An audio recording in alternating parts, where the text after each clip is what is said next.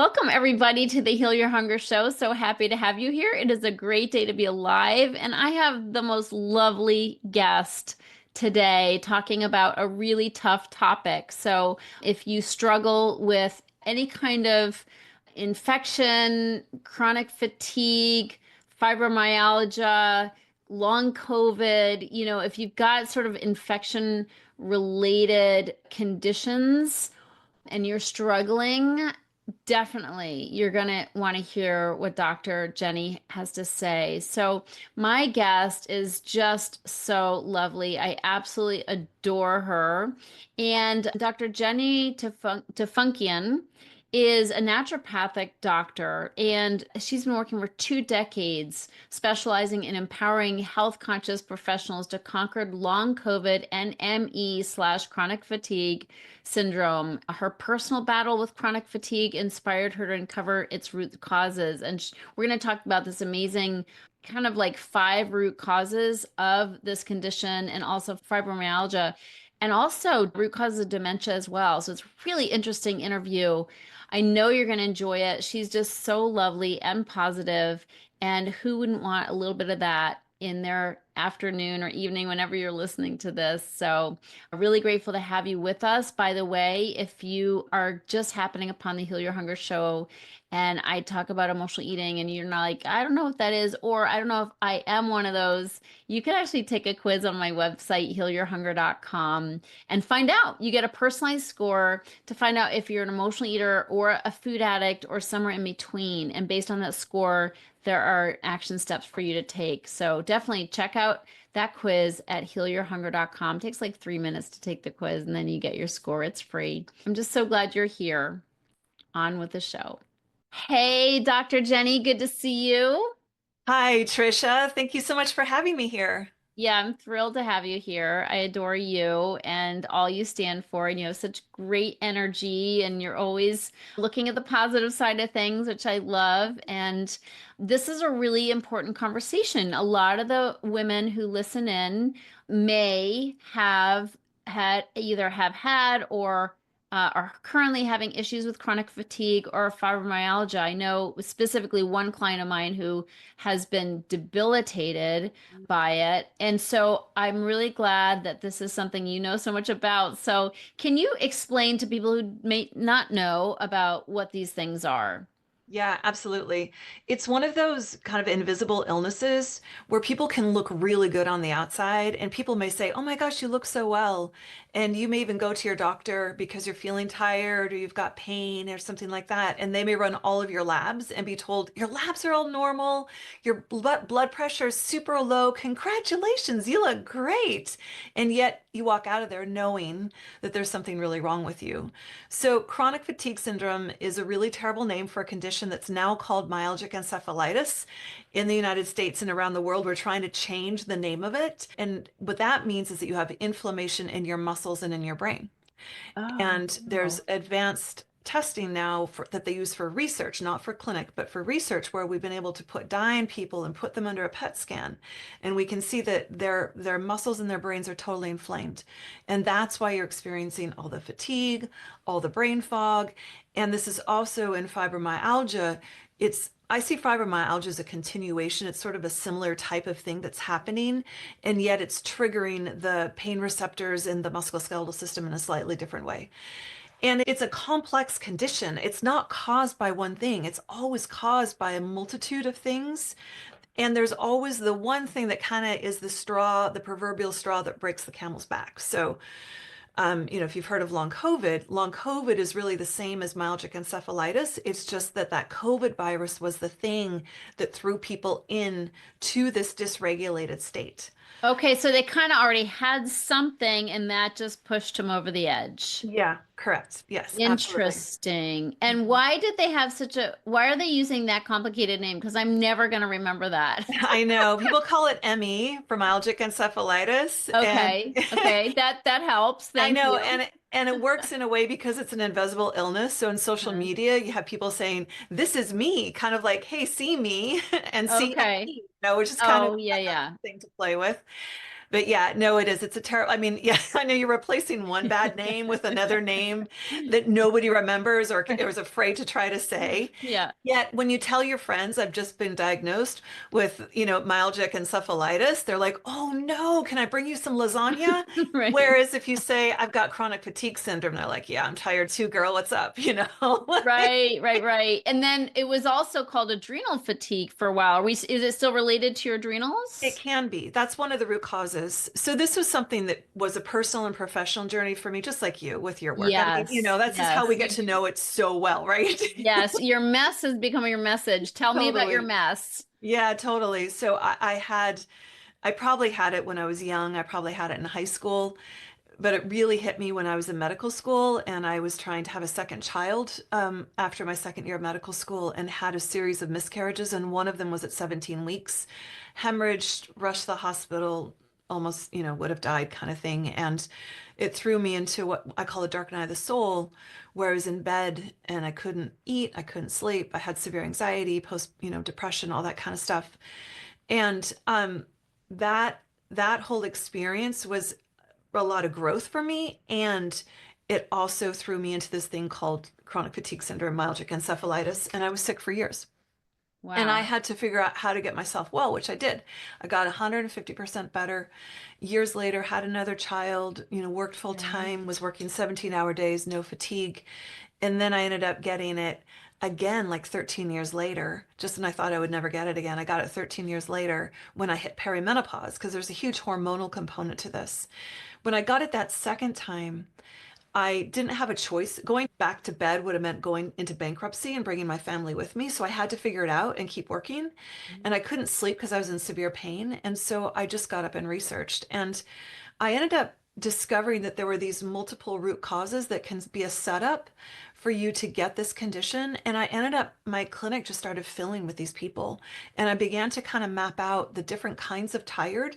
People who have this talk about tired in a whole different way.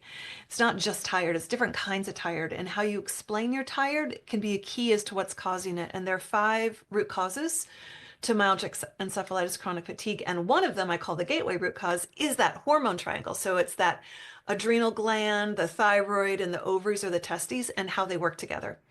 And because we're in such a culture where we just like to go 24/7, especially if we're professionals and we're parents, it's really easy to get burnt out and for Well, that to be your I gateways. did hear you say you were working, once you were better, you were working 17-hour days, I which is know, right? not good. I know. I know. And the thing is that I really love, so I really had that pressure on myself too, for sure. Like that love of wanting to be good at everything that I do Yeah. and love being a mom. And so I would have 17-hour days where I would be teaching and doing my private clinic. And then the next day I would do a shorter day so I could also be the mom that half the week could pick up my kid after school at 2 o'clock and go play in the park. Like I have nothing in the world else to do except, chase balls around or climb trees with my kid and his friends. Yeah. So, but And yes, I there you agree. go. I was pushing it too hard. Got it. Yeah. So, well, this is so interesting.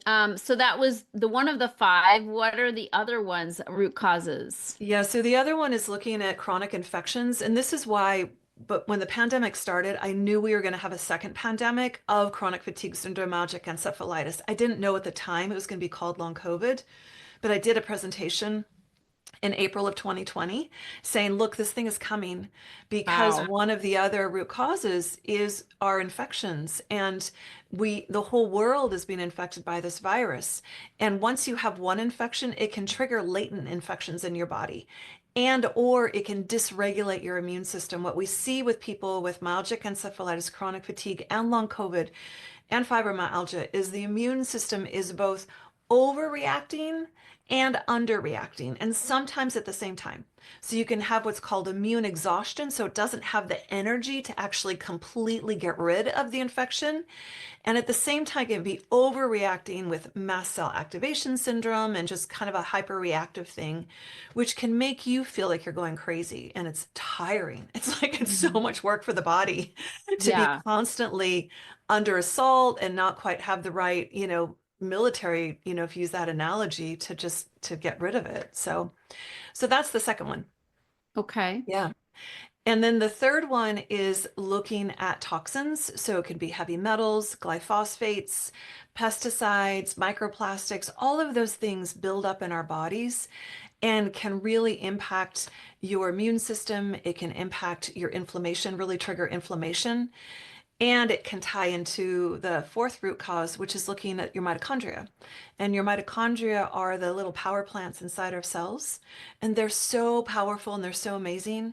If they don't work, we die in 3 seconds. Like if there's a poison that kills off your mitochondria, you're gone in 3 seconds. Like that's how important. Okay, pretty Yeah. important. Yeah, kind of important. All right. And they're very vulnerable, and it's really easy for those toxins or the viruses to get inside the mitochondria and begin to shift how it works. And what we're seeing with long COVID, I think why long COVID is so tricky, is it has such a huge impact on that mitochondria with most people. And if your mitochondria is messed up, you have this thing called post-exertional malaise or PEM.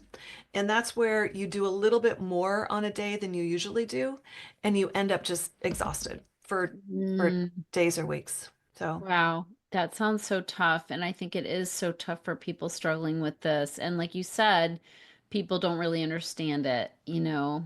yeah, and I think a lot of people walk around undiagnosed and don't even realize that this is what's going on with them because it's so easy to feel like, oh, I'm tired. Maybe I'm just being lazy, or if I just got to the gym, or if I just ate better, then they all think it's easy to think it's you. And I think Yeah. especially this condition impacts women more than men, like two to Okay. one. And I think it's really easy for women to think that it's, for you women, for us to think it's our fault, whatever it is, that it's Oh our yeah, we're fault. so good, especially emotional eaters. We're so good at blaming ourselves. Right? Yeah, and I think there's a lot of crossover between this, and I think it's really easy to get into an emotional eating pattern when you are tired because your body literally knows that food is energy, and some of the higher calorie, the sugars and the simple carbohydrates are higher energy foods. And so literally your body can start craving that thing because Yeah. it's energy. Like you're tired and it goes, well, go eat some chocolate. Because Right. it's going to be a stimulant, you're going to have some sugar, and you're going to get a little bit of calming from it. Kind of that excitement calm thing is going to happen. And that's going to be really good because we're exhausted right now. And so it can be part of the cycle with the emotional eating for A for 100%. Not to mention, I mean, I always say the most basic definition of emotional eating is eating to feel better. Like Right, when you feel crappy, you right. just want to feel better now. And when Yeah. you eat something yummy, you do feel better, you Yeah, know? you do for a few minutes. You do Yeah. for sure. Yeah. And that ties into the fifth root cause, which is this limbic emotional brain. And so we have this part of our brain in the subconscious mind that's always surveying for safety and danger, right? Which you know well, right? Like this is Yes. what's happening with this eating thing. And it's tied in with Right. that whole satiety center is in there as well. It's part of that whole same section of the brain. And that can get seriously dysregulated from a whole variety of things and create a vicious feedback loop in the body, which can lead to feeling increased pain and increased fatigue out of safety. Like your brain is literally amplifying your sensation of fatigue and your sensation of pain to keep you safe. Basically to say, I don't know what's going on out there. All I know is it's dangerous and you need to go hide. So I'm going to make you really tired, make you want to socially isolate, make you feel a pain. So you go hide in your cave because it's safe. It's not safe. And that's all because you've got this vagus nerve, this longest nerve in your body that's picking up information from your body. And it's going, gosh, we're kind of inflamed in our gut. And there's this inflammation over here and here and here. And the mitochondria aren't doing so well. And it sends messages up to your brain and says, we're not okay. And then if you Mm. have any past trauma, emotional trauma, or you're picking up your empaths, I know you're all empaths. Yes. You picking up all that, it can make you feel not safe that well as well. So it becomes this vicious cycle. So that's the fifth root cause, and it really ties into that. Oh my gosh, I'm just trying to calm myself down by eating something, right? Yes. So how do you, because this all sounds kind of depressing. So how do we, where's the silver lining? Like, and do you have to identify which root cause it is in order to heal, or do they all kind of compound each other? Are they all mixed in there? So what I have done, the reason I have created this system where I look at these five root causes, and I also look at health foundations or five health foundations as well that I look at, because this condition can feel overwhelming, especially if you're experiencing it, because it leads to brain fog, it leads to fatigue, it Yeah. feels leads to a sense of feeling like, oh my gosh, it's just too much. Yeah. And unfortunately, it can be that way for physicians as well.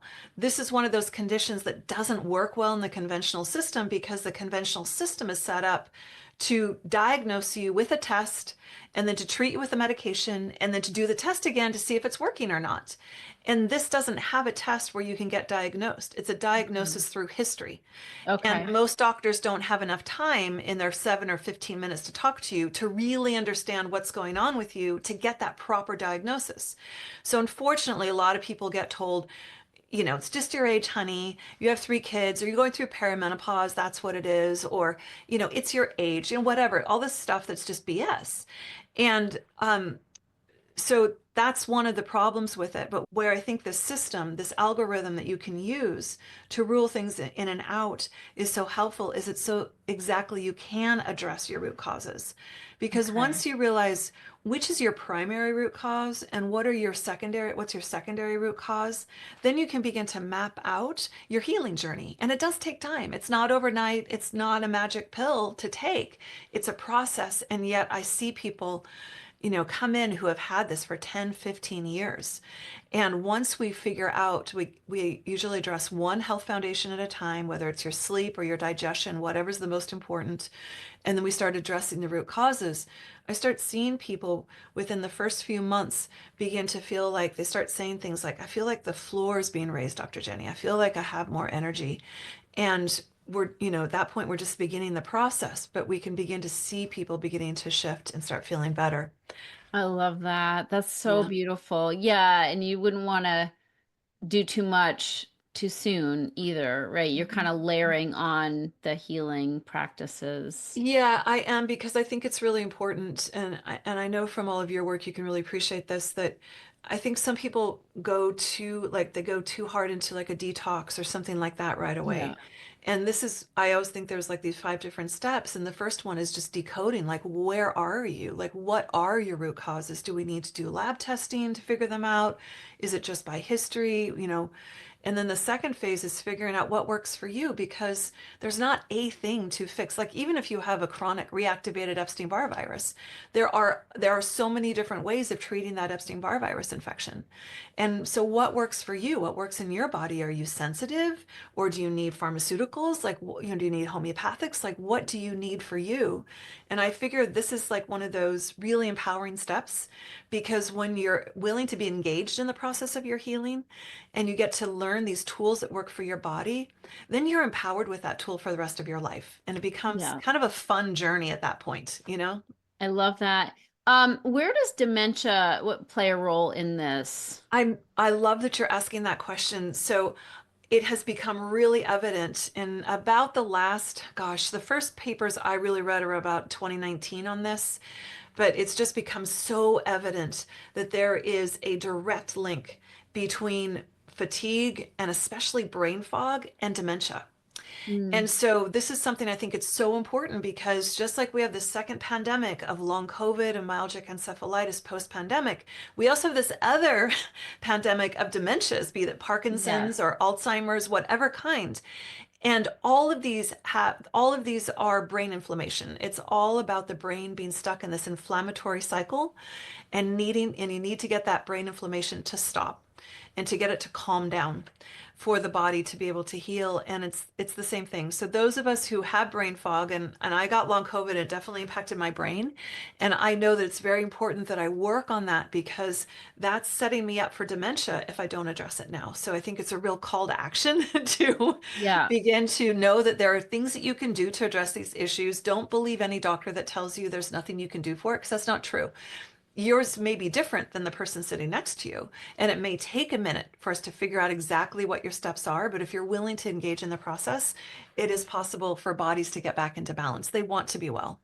I love that. And what are the things people can do overall, even if they don't have the kinds of symptoms we're talking about, to decrease the vulnerability to inflammation or to decrease inflammation? Well, there's a lot you can do for decreasing inflammation in terms of things that you can take and do and all that. But I think the most there's certain things. This is where I come back to the health foundations. When I talk about the five health foundations, these, if you're really, really sick, these are central to getting your health back. Like they're literally foundations. And one of them is digestion and detoxification. Another one is sleep and rhythm. And there's movement and breath and mindset and spirit. And there's connection. All of these are so important for your health.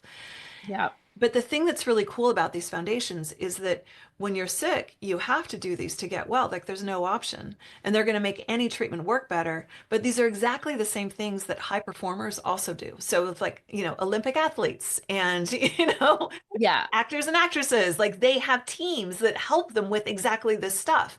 This is how you optimize your body. So to your question of how do you prevent this, I mean, really, it's about what do you put in your tummy?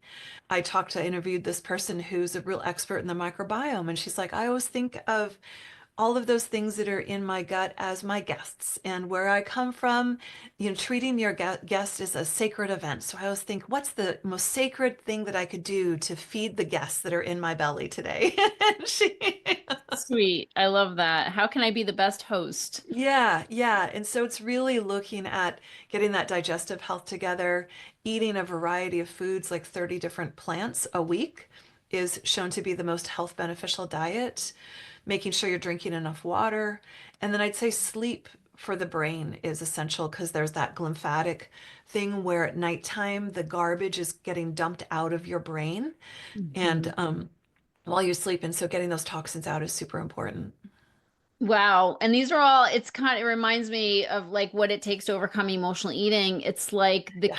the cure will make you healthier than if you didn't have the problem in the first place. Exactly, exactly. No, exactly. And I think that's true for all of these challenges that we go through in life, right? Yeah. You have the option of going like, oh no, this burden is too much. I mean, we all have our moments when we feel that way, of course, there's Yeah. always that like, feeling.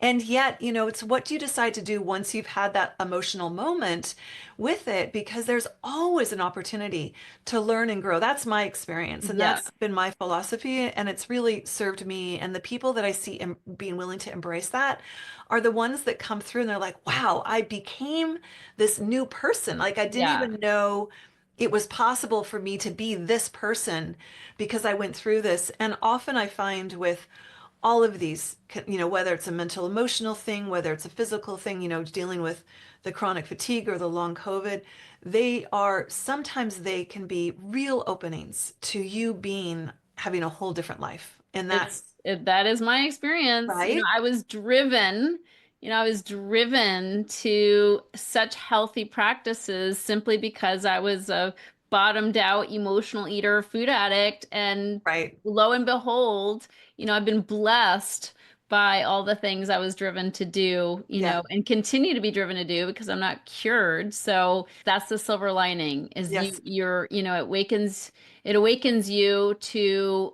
practices and ways of thinking, ways of Yeah. being, ways of relating to other people that just up Yeah. levels your life. And then the Yeah. bonus, of course, is the original intent, which is that you get to heal your relationship with Yeah. food or with your body, Absolutely. whatever you're intending. So I love Absolutely. this stuff.